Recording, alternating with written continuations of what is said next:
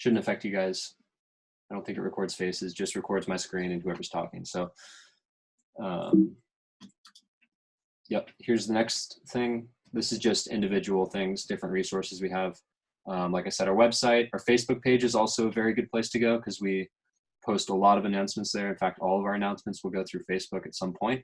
So if you haven't followed or liked there, that's a good place to go.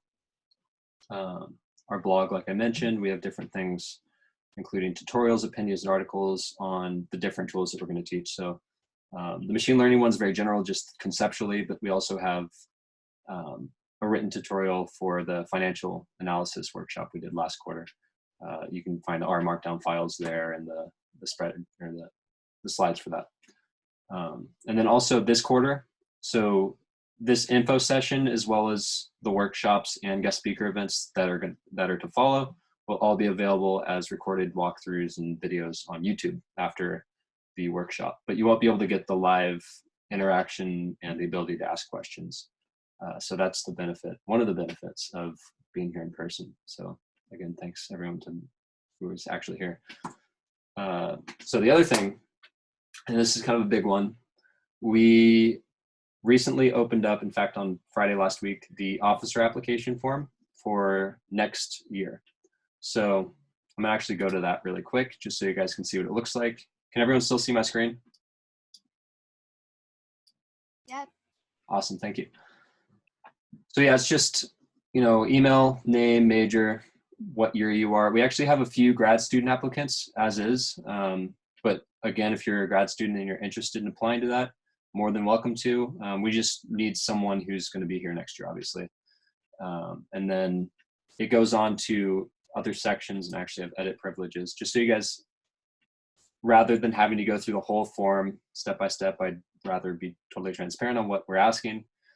So we ask about like what your interest is in the club, like why do you want to be an officer, and what area do you want to get into. So there's a few different areas here.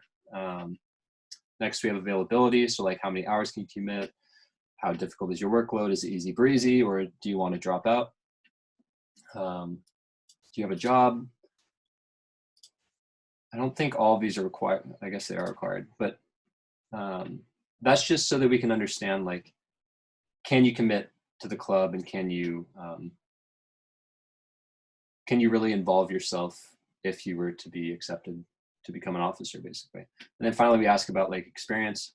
Now, all this stuff here, like, yeah, it seems overwhelming. It seems like a lot, but as it says here, like, we don't require any previous experience in any of these things, because there's always something that can be done, and there's things you can always learn. So, you know, don't feel discouraged if you don't have previous experience with any data tools or programming or leadership of any kind. Like, that's the point of becoming an officer on the club, partially, you know, to get that experience, get something on your resume, and it's a signal to employers, and also to, you know, if you go to grad school, you know, you reached out and you were trying to get involved on passion projects around campus. And whether that's, you know, doing some independent research or becoming an officer on a club, that's up to you. That's just one of the ways that you can do that.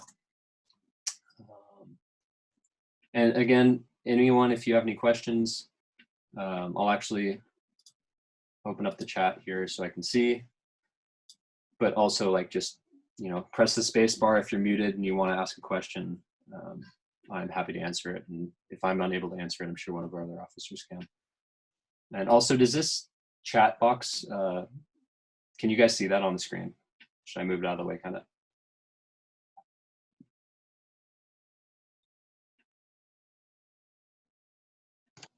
I don't see the chat box. Okay, perfect. And then, so this is the next thing. Oh, geez. There we go. The other thing that we're doing this quarter, it's not technically a project through the club, but it is a project that the club is involved with. And the project is a scoring project with this organization called the Clean Tech Open. And the Clean Tech Open is a startup incubator out of the Bay, Silicon Valley.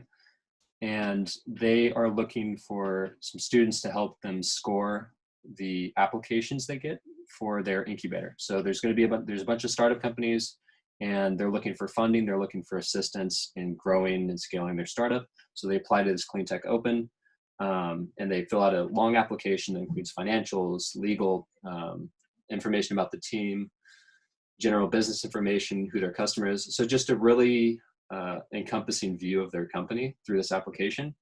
And our job is to score that company on a bunch of different criteria. There's a rubric attached to it. And we're going to do this manually for the years 2018, 2019, and 2020, so that in 2021 and future years, they can actually build a model based on the manual scores we input. And then they can predict, as soon as a company applies to CleanTech Open, how well they're going to do, whether they're going to get funding, whether they're going to make it through the competition itself. So it's a really cool project. If you're interested, please email us. And I think we need to post something on Facebook about this. We'll do that as well with more instructions or more information. But as of now, we just have officers working on it. But our main hope is to open it up to members, whether that's this quarter or in the fall. We'll have to figure out as a club or as a leadership team. But our goal is to open it up to you guys at some point. Any questions on that?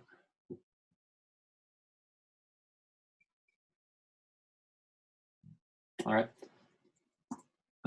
So jumping right into it, this is a very bare bones version of our schedule. So this week, obviously, we have the intro session. And I'm going to try to, it probably won't go till 7. I'm going to try to cut it down, especially if there's no questions.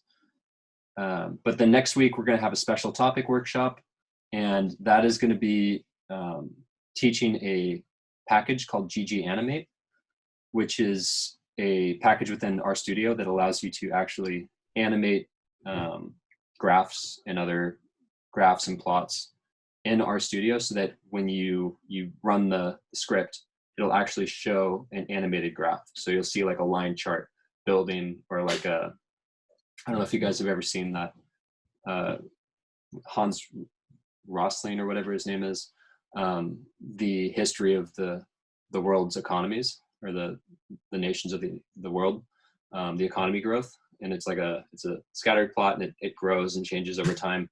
You can actually build that out, and it will animate in GG Animate, and you can see that real time. And Howard Bake is going to show us how to do that. He's kind of an expert in that. He worked for RStudio last summer, the actual organization that makes RStudio. And he wants to walk us through that, and he's very passionate about that, so he knows a lot. Going to give a great talk. And then the following week, we're going to have our first workshop. We still have to determine what exactly that'll be, and your input is important here. In the past, we've traditionally done like a SQL or a data cleansing or a Tableau workshop. But again, if you guys have a particular interest in something that you want to know about, our officers have a pretty wide range of knowledge. And if one of us doesn't, typically another one does. So, pretty much anything that you want to know more about, one of us will probably be able to put together a workshop and teach it to you guys. So we're sending that to the floor and hoping that you guys can give us some input on that. And then the following week, 4/22, so between the 22nd and the 29th is typically when midterms are.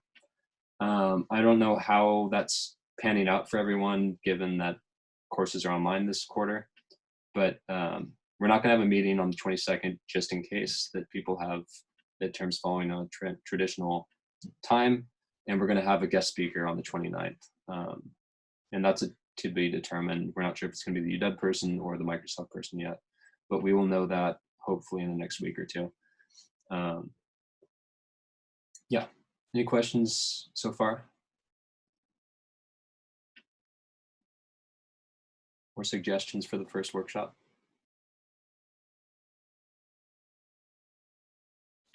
Okay, and then as you can see, next workshop's on the 6th of May, and we have another guest speaker. And then, breaks my heart, but it's a love-hate thing. That'll be my last workshop on the 20th. along with Jessica and maybe Nick, unless he ends up sticking around next year, which he might do. Oops.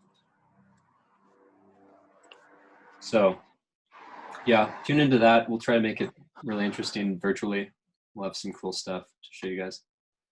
So 3 workshops, 2 guest speakers, and a special topic. Outside of this set schedule, we're also going to have some, just pop-up type events, and we'll let you know a couple days in advance if we're going to do that. I know I'm going to do one probably on portfolio theory in RStudio. So, importing stock data and then performing analyses and making decisions based on that. So I'll do something on that probably in early May, maybe mid-May. It's not on the schedule, but again, just keep an eye on your inbox, on your email, and on Facebook, and you will be able to see when we're going to hold that.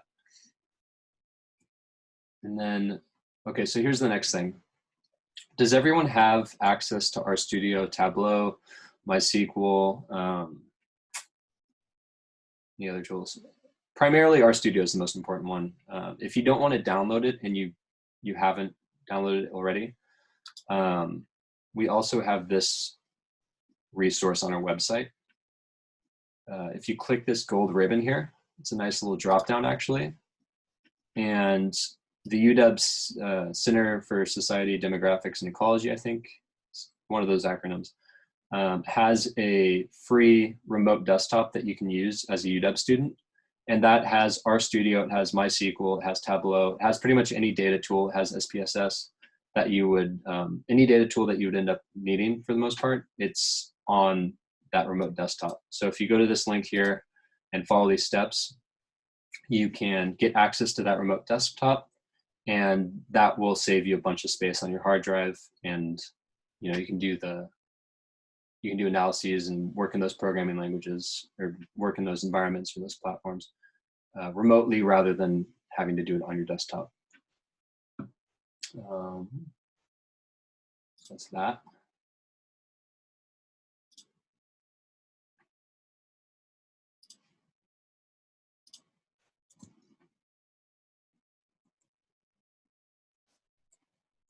Oh, and I guess that's the last slide. If you guys want to message me, I'll be online for the next half hour or so. So if you have any questions, just reach out to me and add me on this system. My email address is stonerin@uw.edu. So I'll add that in the bottom here. If you guys want to add me as a contact or whatever, if you have any questions, feel free to do that. And then in that case, if there's no more questions, I'll just let people talk if you want amongst yourselves, and I will conclude what I'm talking about. So thank you for tuning in for this very short intro session. I hope we're able to do this effectively over the next few weeks. I think we will be able to, but it all depends on your feedback, your suggestions, and